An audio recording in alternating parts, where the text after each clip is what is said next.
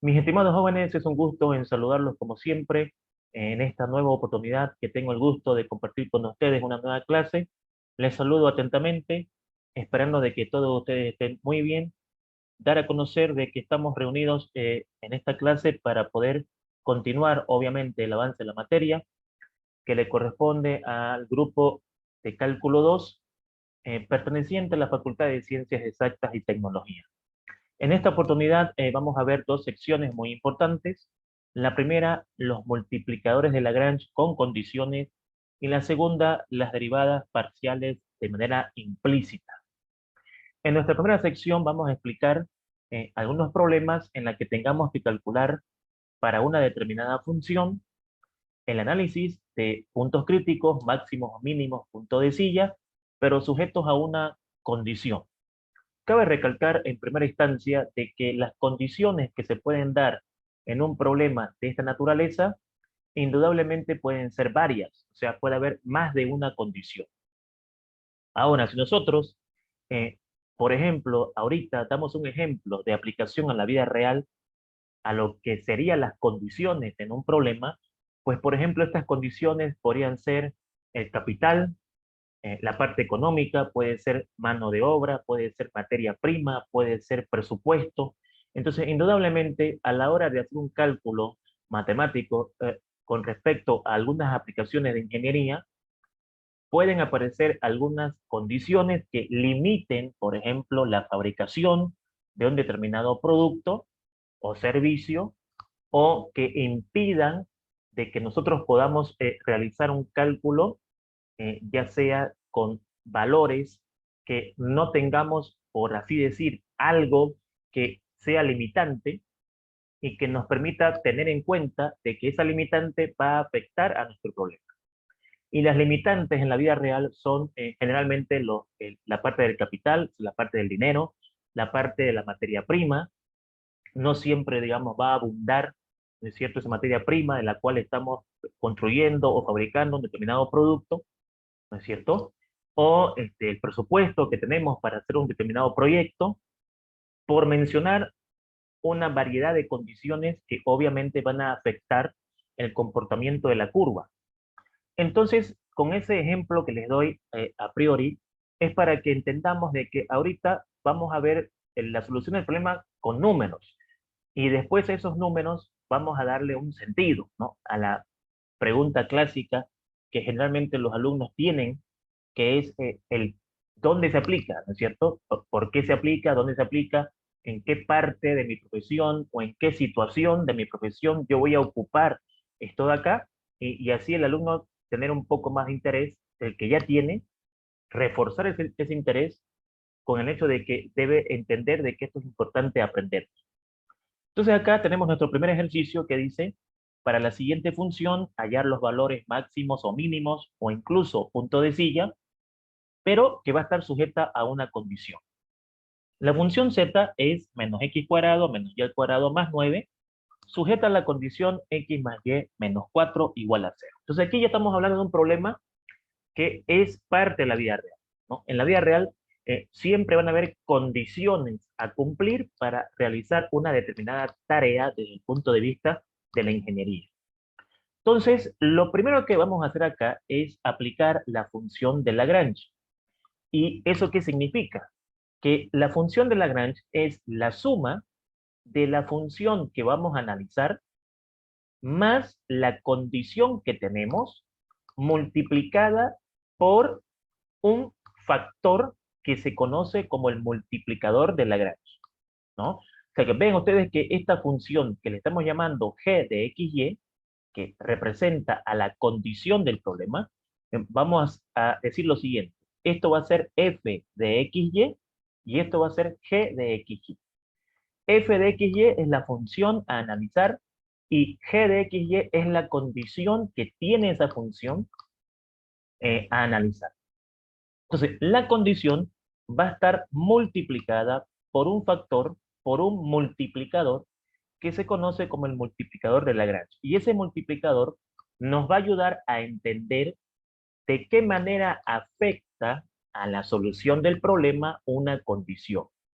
Ahora es importante mencionar lo siguiente, no siempre vamos a tener una sola condición. Pueden haber varias condiciones, pero nosotros en la materia vamos a limitarlos a problemas que tengan solamente una condición. Entonces acá, ¿qué es lo que va a suceder? Vamos a agarrar y vamos a empezar lo siguiente.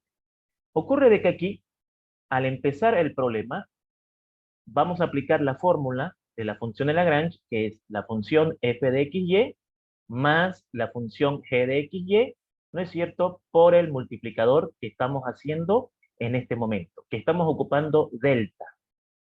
Entonces, identificamos la función f de xy, identificamos la función g de xy, que es la condición, reemplazamos en la fórmula de la función de Lagrange y obtenemos una nueva función en la que ya está involucrada la condición y el multiplicador. Entonces va a quedar acá menos x cuadrado menos y al cuadrado más 9 más delta por x más y menos 4. Esto quedaría menos x cuadrado menos y al cuadrado más 9 más delta por x, que es delta x, más delta por y, menos 4 por delta. Entonces, lo que hace la función de Lagrange es introducir la condición al problema afectada por un multiplicador que nos va a ayudar a resolver el problema, ¿no?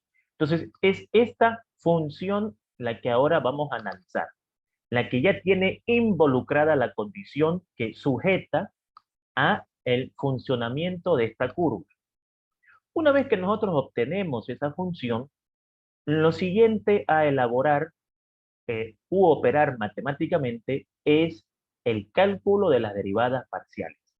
De aquí para adelante, el proceso que vamos a hacer es exactamente equivalente al que vimos en la clase anterior, donde estudiamos cómo calcular el punto máximo, el punto mínimo, el punto de silla de una función eh, polinómica, clasificar ese punto crítico y veíamos que teníamos que derivar parcialmente porque dependemos de varias variables en la curva e indudablemente se formaba un sistema de ecuaciones, había que resolver el sistema de ecuaciones y encontrar esa solución, si hubiese obviamente, y luego clasificar ese punto en máximo, mínimo, punto de silla o simplemente no clasificarlo porque no está presente en las condiciones dadas para poder clasificar esos puntos.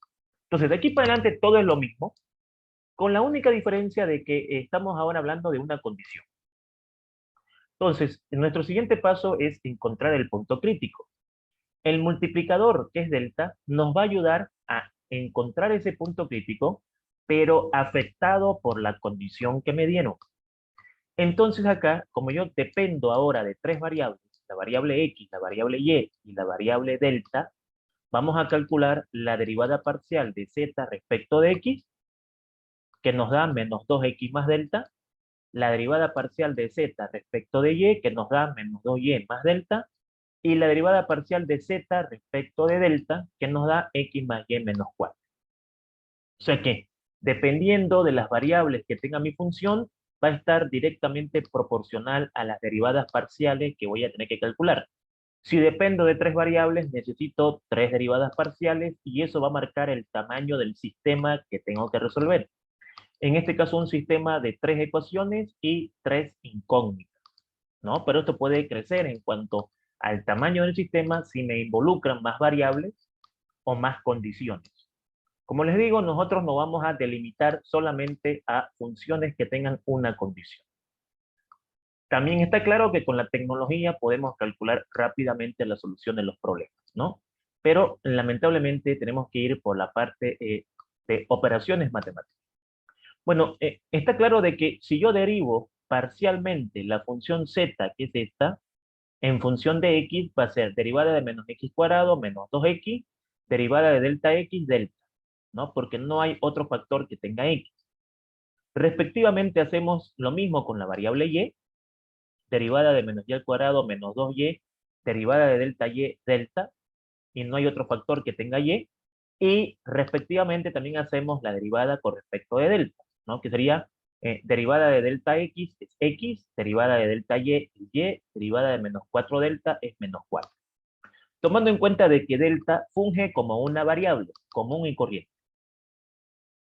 ¿Por qué necesitamos las derivadas parciales? Porque con las derivadas parciales vamos a encontrar el punto crítico. El punto crítico es un valor para X, un valor para Y, ¿no? De tal forma de que las derivadas parciales se anulen. Y obviamente un valor para delta, ya que tengo involucrada X, Y delta. De tal forma de que las tres derivadas parciales se anulen, o sea, se hagan cero. Entonces, por eso que aquí surge la necesidad de formar un sistema de ecuaciones que no siempre va a ser lineal, aquí es lineal, pero si hubiese una variable al cuadrado ya es un sistema no lineal. Y entonces acá vamos a tener que preocuparnos en resolver el sistema, ver si el sistema tiene solución. Entonces acá no existe una receta, no existe una metodología única para resolver los problemas. Aquí va a depender mucho de las decisiones que tome cada estudiante en cuanto a resolver el problema.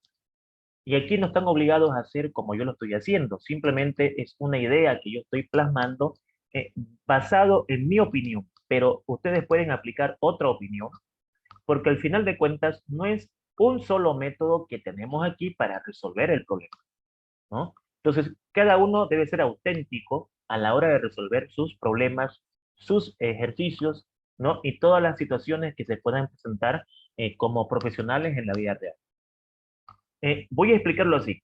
Desde mi punto de vista, o sea, para mí, ¿qué fue mejor? De la ecuación número 1, despejé X, de la ecuación número 2, despejé Y, porque me di cuenta de que al despejar X y despejar Y, esos resultados los puedo sustituir en la tercera, y en la tercera, al hacer eso, solamente voy a depender de delta. O sea, tengo que formar mi estrategia. Entonces yo dije, bueno, si despejo X de acá, me va a dar delta medios, está con más, pasa con menos, está multiplicando, pasa a dividir, menos con menos se hace positivo, lo mismo con Y, está con más, pasa con menos, me va a quedar menos delta sobre menos 2, eso es delta medios. Y ahí yo dije, si a esta X yo la sustituyo por su equivalente y esta Y la sustituyo por su equivalente, ¿qué voy a conseguir? Una ecuación que depende de delta. Claro, si calculo delta, automáticamente tengo X y automáticamente tengo Y, porque aquí está claro de que X depende de delta y Y depende de delta. O sea, que si tengo delta, se resuelve mi problema, ¿no? Ahorita. Entonces, sustituyo y bueno, delta medio más delta medio es delta. Este es un quebrado homogéneo. Delta más delta, 2 delta dividido entre 2 es delta, menos 4, y ya tengo claro de que el valor de delta vale 4. El hecho de encontrar el valor de delta ya es un aviso de que voy a encontrar una solución para mi problema, que va a ser la que voy a mostrar a continuación. Estoy explicando o exponiendo problemas que ya están resueltos por el tiempo, ¿no? Son problemas que efectivamente nadie puede discutir que son largos, eso no está en discusión. Obviamente, el proceso matemático es tedioso, es un poco largo, y nuestro tiempo de clase no es el todo, ¿no? Entonces, generalmente aquí voy a explicar algunos problemas que ya están resueltos, lo voy a exponer, lo voy a explicar detalladamente, con la posibilidad de que podamos hacer la mayor cantidad de ejercicios y tengamos por lo menos unos 2 o 3 problemas explicados, ¿no? Que no es lo mismo que uno. Entonces, reemplazando aquí el valor de delta, ya podemos calcular indudablemente el valor de X y el valor de Y. Entonces, con eso ya tuviésemos el problema prácticamente calculado en cuanto al punto crítico, ¿no? Si delta vale 4, entonces X nos está dando 2, y lo mismo acá, ¿no? Si delta vale 4, Y también nos está dando 2. Entonces, con la ayuda de delta, pudimos encontrar el punto crítico. El punto crítico es 2 para X, 2 para Y. ¿Y por qué no ponemos el valor de delta? Porque delta, que en palabras técnicas se conoce como el multiplicador de Lagrange, fue un artificio matemático que me ayudó a calcular el valor de X y el valor de Y. Y ese artificio viene incluido con la condición del problema. O sea, debe estar claro lo siguiente. Si el problema no tuviese condición, el punto crítico sería otro. El punto crítico que calculamos ahorita salió sujeto a la condición del problema. O sea, si yo quito esta condición, obviamente podemos encontrar otro punto crítico muy diferente al que hemos calculado aquí, ¿no? Entonces, el punto crítico bajo las condiciones que da el problema es 2 para X, 2 para Y. Indudablemente este punto crítico tendremos que clasificarlo, si es máximo, si es mínimo, si es un punto de silla, si no se puede clasificar. Y entonces nosotros vamos a ocupar de entre todas las características para poder clasificar un punto crítico, el criterio de la primera derivada, el criterio de la segunda derivada, que es que estamos ocupando actualmente, ¿no?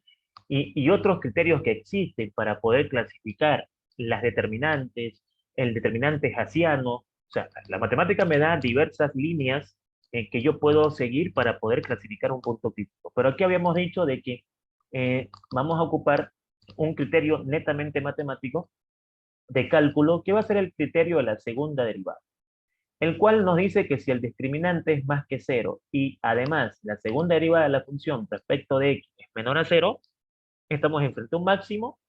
Si el discriminante es más que cero y la segunda derivada respecto de x es mayor a cero, estamos en un mínimo.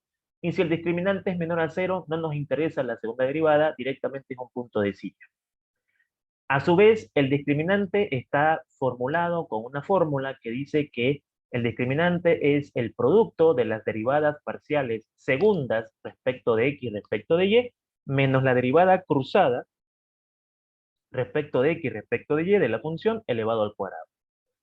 Por lo tanto, aquí, si yo calculo la segunda derivada de la función respecto de x, fíjense que la primera es esta, ¿no? Esta es la primera. Si calculo la segunda, me va a dar menos 2. Si calculo la segunda derivada de la función respecto de y, también me va a dar menos 2. Y si calculo la derivada cruzada, ya que estamos acá, ¿no?, de la derivada de z respecto de x respecto de y, aquí como no hay y, entonces va a ser 0. O sea, menos 2 y 0, que son los valores que ustedes están viendo aquí. Menos 2 y 0. Entonces reemplazo obviamente en la ecuación. No necesité el punto crítico para un apoyo. El punto crítico entra en acción cuando las respuestas aquí tienen variables. No siempre las respuestas van a ser números. Si son números, directamente los reemplazo y ya puedo clasificar. Pero supongamos que aquí me haya dado, por ejemplo, 2x y aquí 2y. Entonces, x y y los tomo de aquí. O sea, me apoyo en el punto crítico para encontrar el discriminante. En este caso, no fue necesario calcular el punto crítico en cuanto, a ver, digo calcular el punto crítico a que usamos el punto crítico para calcular el discriminante. O sea, no fue necesario utilizar el punto crítico para calcular el discriminante. Con los datos que tengo aquí, a priori puedo directamente encontrar el discriminante. Y bueno, haciendo aquí operaciones matemáticas básicas, el discriminante es mayor a 0. Si el discriminante es mayor a 0 y además la segunda derivada de la función respecto de x es menor a 0, estamos acá, ¿no? Discriminante mayor a 0 y la derivada segunda respecto de x menor a 0, entonces estamos enfrente a un máximo. Lo que significa que lo que hemos encontrado aquí es un punto máximo. Ahora ese punto máximo, ¿dónde se encuentra? La posición del punto máximo es que yo vaya a mi función original y reemplace la x por 2, la y por 2, porque ahí está mi punto crítico, y con eso yo sepa exactamente en qué posición en un eje tridimensional está el punto máximo. Así que haciendo las sustituciones correspondientes y aplicando la calculadora donde sea pertinente, obtendremos como resultado final que z vale 1. Por lo tanto, el análisis estaría terminando diciendo de que esta función está sujeta a una condición, y al estar sujeta a una condición, que es x más y menos 4, propiamente dicho, en este problema, se ha formado un punto crítico que ya lo clasificamos como punto máximo, y ese punto máximo se encuentra en 2 para x, 2 para y, 1 para z. Y entonces ya tengo el análisis completo en cuanto a lo que queremos ver en esta parte del análisis de una función de dos variables. Ahora aquí tenemos un segundo problema en el que vamos a seguir insistiendo en que las condiciones pueden ser varias, una, dos, tres condiciones. Eso no significa que sea más difícil, significa que va a ser más tedioso el desarrollo, el sistema lineal o no lineal va a ser un poquito más grande y ahí tendré que buscar una serie de operaciones para poder resolver el problema, pero aquí nosotros no vamos a medir lo que corresponde al aguante, vamos a medir conocimiento. Y medir conocimiento es suficiente con una función y una condición, ¿no? Claro, hay que ser realista, es que en la vida real no nos vamos a topar con solo una condición, indudablemente. Vamos a toparnos con varias condiciones, pero la idea acá es plasmarte, tener la idea de cómo resolver una expresión sujeta a una condición. Entonces acá tenemos 2x al cuadrado más y al cuadrado menos 4xy más 9x más 7y más 15, es el polinomio que hay que analizar, y la condición es x más 3y igual a 0. Así que esto va a ser el f de xy y este va a ser el g de xy. Aplicamos la función de Lagrange, que es la suma de la función más la condición multiplicada por delta, que es el multiplicador de Lagrange, y que ese multiplicador nos va a ayudar a encontrar el punto crítico afectado por esta condición. Reemplazamos los datos, la función f, la función g, afectada por el multiplicador de Lagrange, y hacemos las operaciones. Bueno, aquí sería delta por x, delta por 3y, 3 delta y, y delta por menos 6 delta. Entonces ahora pues vean ustedes de que el procedimiento es mecánico, ¿no? Tenemos la función a analizar, dependemos de tres variables, x, y delta, sinónimo de que vamos a tener que derivar parcialmente para la variable x, para la variable y para la variable delta. Indudablemente la curva puede tener más de dos variables. Entonces, aclaremos algo. Obviamente, nosotros vamos a tomar en cuenta lo que hemos aprendido, que son funciones de dos variables con una condición. Pero existen funciones con más de dos variables y con más de una condición. Que el procedimiento es el mismo, pero es muy tedioso en cuanto a la resolución. O sea, a mano y a lápiz es extremadamente larga la solución de ese tipo de ejercicios. Entonces, determinamos las derivadas parciales de la función para poder encontrar el punto crítico. Derivada parcial de la función respecto de x sería derivada de 2x cuadrado, 4x, derivada de menos 4xy, menos 4y, derivada de 9x, 9, derivada de delta x, delta. Luego la derivada parcial de la función respecto de y, derivada de y al cuadrado, 2y, derivada de menos 4xy, menos 4x, derivada de 7y, 7, derivada de 3 delta y, 3 delta.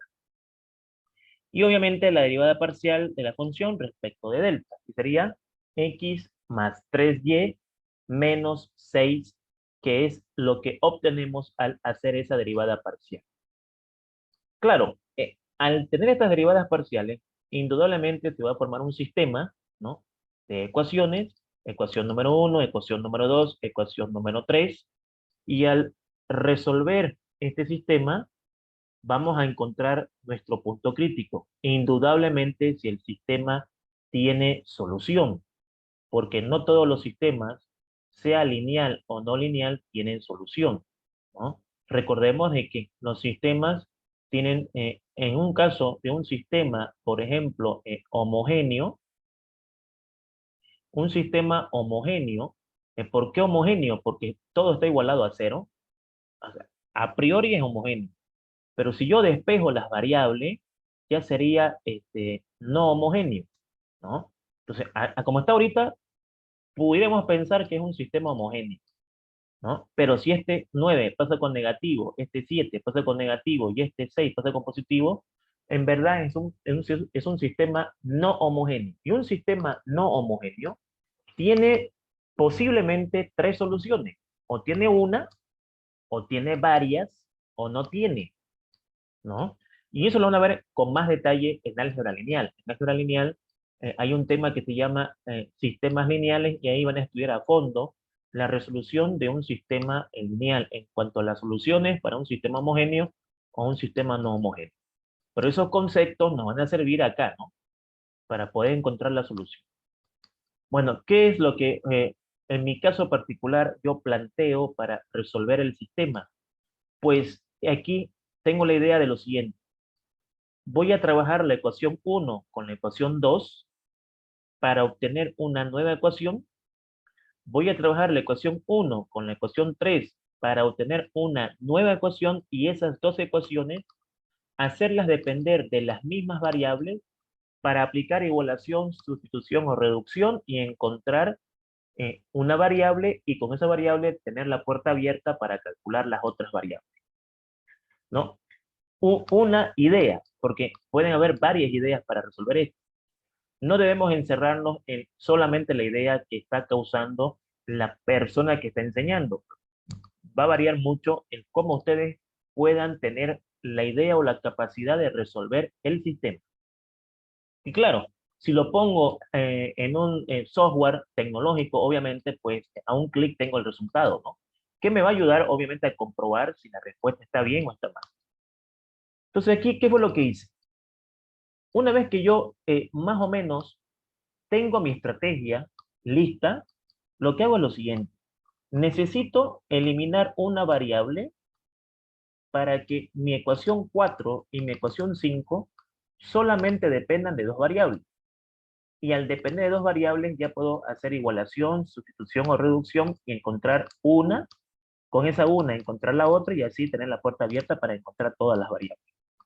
Me parece, para mí, fácil eliminar la X porque con una simple reducción, si yo sumo estas ecuaciones, ya tengo la variable X eliminada y me va a quedar menos 4y más 2y menos 2y en 9 más 7, 16 y delta más 3 delta, 4 delta.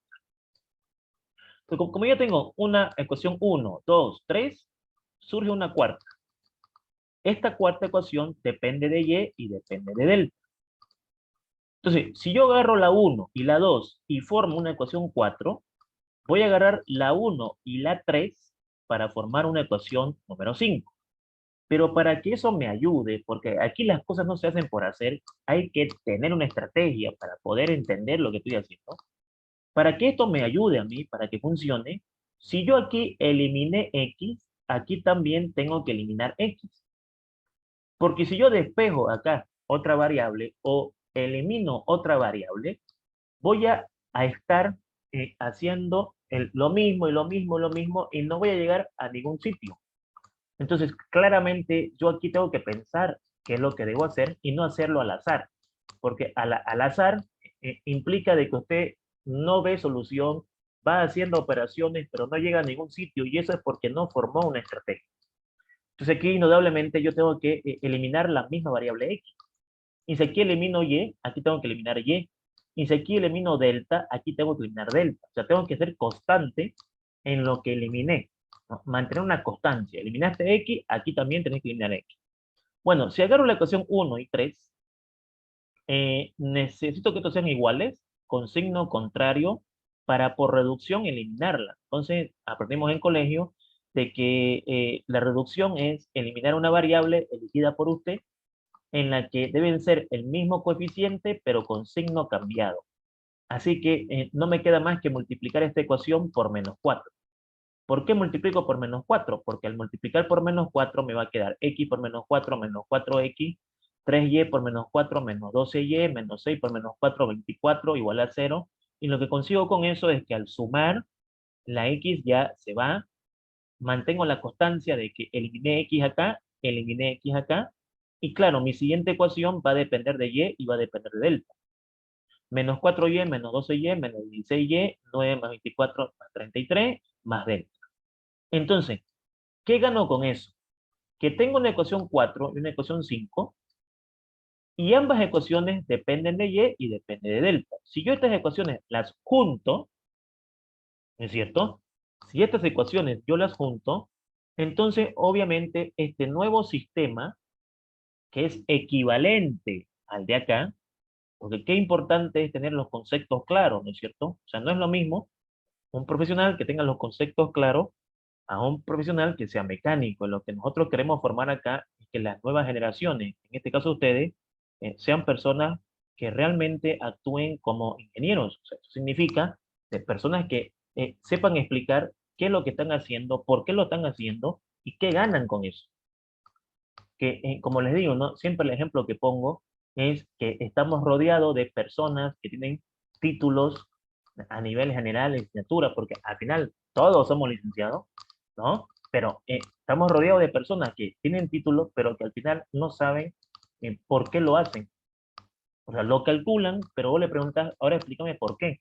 Y no te pueden explicar por qué. Y las empresas, ¿qué es lo que necesitan? Personas que además que tengan su título, sepan explicar, mire, hice esto por esto, por esto, por esto, estoy eliminando X porque la idea es formar dos ecuaciones en las que dependamos de Y y de delta, ¿y qué ganamos con eso, ingeniero o ingeniera? Pues lo que ganamos con eso es un sistema que tiene dos ecuaciones y dos incógnitas, ahora puedo eliminar cualquiera, si elimino delta, ya tengo Y, teniendo Y, tengo delta, teniendo Y delta, obviamente tengo X. Entonces la estrategia tiene que estar bien formulada para que no caigamos lo que en matemáticas se llama ciclo, ¿no? Un ciclo es cuando un alumno lo quiere hacer mecánico y no llega a ningún lado y está dando círculos en una misma situación, y eso a veces frustra a mucha gente en cuanto a la parte matemática. No, no por nada, de cada 10, 7 no les gusta matemática porque caen en ese error de frustración al no encontrarle una solución a un problema, y obviamente los llamados a resolver eso son ustedes, los futuros ingenieros, las futuras ingenieras o la futura generación, que son ustedes obviamente, las que van a venir a reemplazar a la generación en la que estamos nosotros hoy en día. ¿Qué decisión tomaste acá? Pues decidí eliminar delta. Pues podía haber eliminado y. Es una decisión personal. Entonces yo digo, para mí, voy a eliminar delta. Para eliminar delta, voy a multiplicar por -4. Esta ecuación para que delta quede fuera del juego y tenga y. Porque al final de cuentas, me interesa X, me interesa Y. Delta es un colaborador, es un multiplicador, es una variable que me auxilia a calcular Y y a calcular X. Como aquí, por ejemplo, me va a auxiliar a calcular Y. Entonces, hago mis cálculos, hago mi método de reducción, que es el más prudente, el más rápido de los métodos de colegio, hago una suma y vean ustedes que ya tengo el valor de Y, ¿no? Y está valiendo 116 sobre 62 avos, pero puedo sacar la mitad, y en verdad Y vale 58 sobre 31 avos, y puedo decirlo en decimal, ¿no? 1,87, lo cual no es preponderante la parte decimal, sino que tratemos de responder con quebrados, ya que cuando vamos a los decimales, al redondear algo, si hablamos, por ejemplo, de dinero, el redondear algo ya nos hace perder eh, eh, el factor real del cálculo, ¿no? Entonces, las, eh, las partes decimales que se redondean no nos llevan a un punto exacto, ¿no? Siempre hay un margen de error matemático. Entonces, aquí lo que se aconseja es que las respuestas estén con quebrados, ¿no? Que es más exacto. Si ya tengo Y, puedo calcular, ¿no es cierto?, aquí ahorita el valor de delta. Y entonces para calcular el valor de delta, me voy a cualquiera de las ecuaciones, ¿no? Despejo delta, aquí por ejemplo despejé delta, delta es igual a -33 más 16y, conozco y, reemplazo, voy a mi calculadora, hago los cálculos pertinentes, ya tenemos hoy en día calculadoras que tranquilamente vos reemplazas esto y te devuelven el resultado inmediatamente. Entonces, delta es igual a -95 sobre 31. Entonces, ven ustedes que ya tengo Y ya tengo el valor de delta.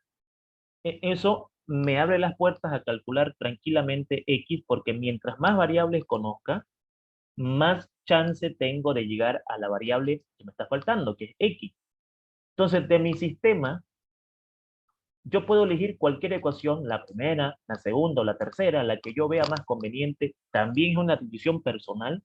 Y aquí, por ejemplo, yo digo, bueno, para calcular X voy a ocupar esta ecuación. X más 3y menos 6 igual a 0. Y fíjense que aquí no era necesario calcular delta. Pero ¿por qué calculamos delta? Bueno, porque de repente pues tu compañero quiere ocupar la ecuación 1 y ahí está delta. O tu otro compañero quiere ocupar la ecuación 2 y ahí está delta. Entonces, no vamos a obligarlo a ocupar la ecuación 3. Si él quiere, puede ocupar la 1, puede ocupar la 2. Ya es personal eso. Entonces, de acuerdo a lo que el alumno desee ocupar, pues lo ocupa. El resultado es el mismo, no va a variar. Entonces aquí, por ejemplo, yo elegí la ecuación número 3, despejé la x, reemplacé el valor de y, hice mis cálculos en la calculadora y obtuve el resultado de que x vale 12 sobre 31 avos.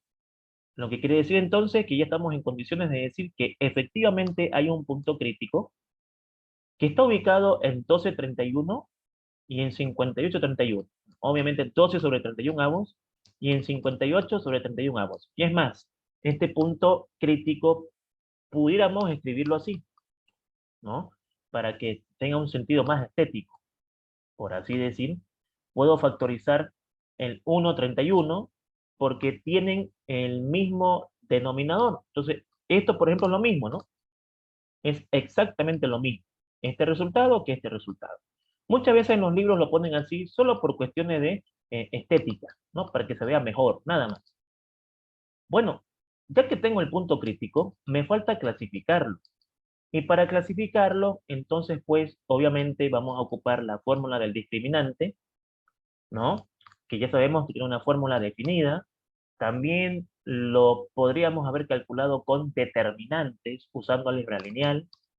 Hay que mencionar de que no es el único método para calcular el discriminante, también está, digamos, el determinante hessiano, ¿no? Que me permite calcular a través de las derivadas parciales, reemplazando en una determinante y calculando el determinante un valor, y ese valor es el discriminante, y bajo el mismo criterio pueden encontrar la solución. Ya tenemos diferentes puntos de vista en cuanto a matemáticas se refiere a la clasificación de un máximo mínimo punto de sí. Nosotros vamos a ocupar este criterio, y bueno, ya tengo las derivadas parciales. La segunda derivada parcial respecto de x va a ser 4, la segunda derivada parcial de la función respecto de y va a ser 2, y la derivada cruzada de la función respecto de x respecto de y va a ser menos 4. No es necesario que volvamos arriba a mostrar eso porque ya entendemos de dónde han salido los resultados. De la primera derivada, calculamos la segunda. De la primera derivada respecto de y, calculamos la segunda derivada respecto de y la derivada parcial de la función respecto de x, de ahí calculamos la derivada parcial cruzada respecto de x respecto de y, que es menos 4.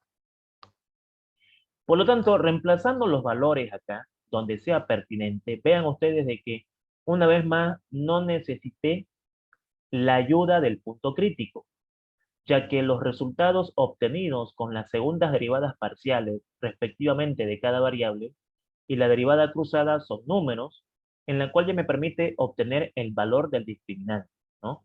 ¿Qué es lo que nos interesa? Entonces aquí, con la calculadora y reemplazando esto donde corresponde, pues sacamos de que el discriminante es menos 8. Si el discriminante es menos 8, y eso es un valor menor que 0, ya no necesito fijarme en la derivada, ya que si el discriminante es menor a 0, indudablemente estamos enfrente a un punto de silla. O sea que ya sabemos de que este punto crítico, ¿no es cierto?, es un punto de silla. Ahora lo que falta es saber exactamente en qué posición se encuentra ese punto de silla.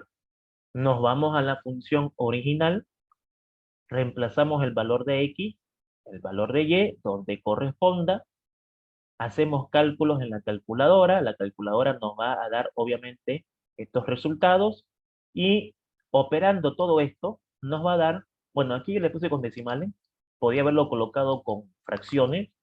Hay calculadoras que directamente te dan la respuesta en fracciones, ¿no? Indudablemente. Y bueno, z me da 32,48, lo que significa entonces de que el punto de silla está ubicado en 12,31 avos para x, 58 sobre 31 avos para y 32,48 para z. O lo que es lo mismo, transformado a estas decimales, 0,38 para x, 1,87 para y, 32,48 para z. Entonces, como pueden ver, el proceso de solución de estos problemas, en la que estoy analizando el comportamiento de una curva en cuanto al máximo, mínimo, punto de silla, pero ahora, a diferencia de la clase anterior, sujeta a una condición, el procedimiento es el mismo, con la única diferencia de que utilizamos al comienzo la función de Lagrange, que no es más que la suma de la función a analizar, más la condición afectada por el multiplicador de Lagrange, que es delta. Y delta nos va a ayudar a resolver el sistema dentro de la medida posible, porque puede ser que el sistema no tenga solución. No es correcto decir que un sistema siempre va a tener solución, puede ser que no tenga solución. O sea, la función no está obligada a tener un punto crítico. Puede ser que la función sea continua. Una función continua no tiene puntos críticos, o sea, no tiene una variación en el comportamiento de la dirección de la gráfica, es continua en todo su dominio, y de repente me dan una curva que es continua en todo su dominio, entonces quiere decir que no vamos a encontrar punto crítico. Y al no haber punto crítico, no hay máximo, no hay mínimo, no hay punto de silla, ¿no? Pero en este caso hemos tomado como ejemplo funciones que sí están afectadas por un punto crítico, y ese punto crítico puede ser máximo, puede ser mínimo, puede ser un punto de silla. Y claro, si queremos graficarlo, tenemos que saber exactamente su posición en las coordenadas X, Y y Z para ser visto en un plano tridimensional, que en clases posteriores vamos a observarlo a través del GeoGebra, que es por en cuanto la herramienta tecnológica que estamos usando para ver gráficamente en 3D el comportamiento de la gráfica y la gráfica de la función.